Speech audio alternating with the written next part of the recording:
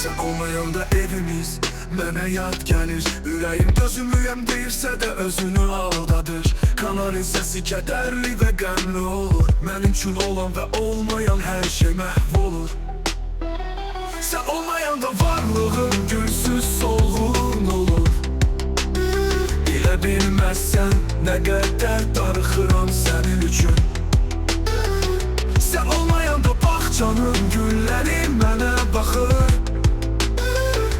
Suskun dilləriyle məni günahkar sayırlar.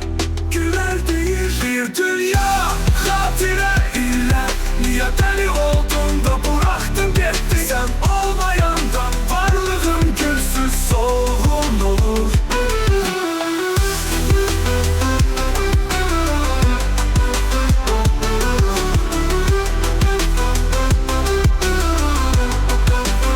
Bilə bilməzsən nə qədər darıxıram sənin üçün.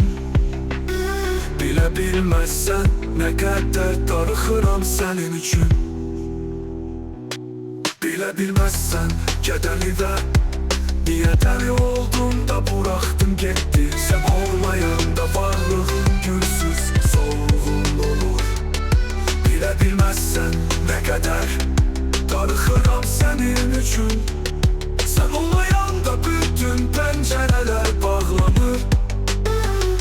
Ev suskunluğunda kanarilər yorulur.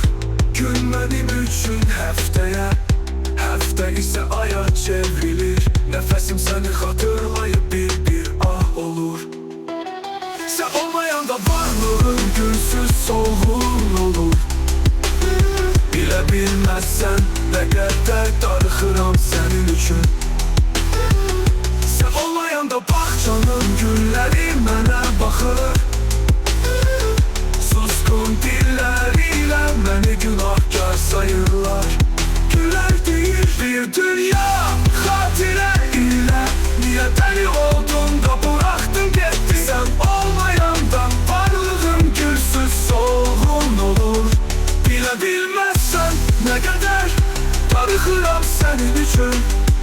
Güller deyir bir dünya xatirə ilə. Niyə dəli oldun da bıraktın getdi? Sen olmayanda varlığın gülsüz solğun olur. Bilə bilməzsən nə qədər darıxıram sənin üçün.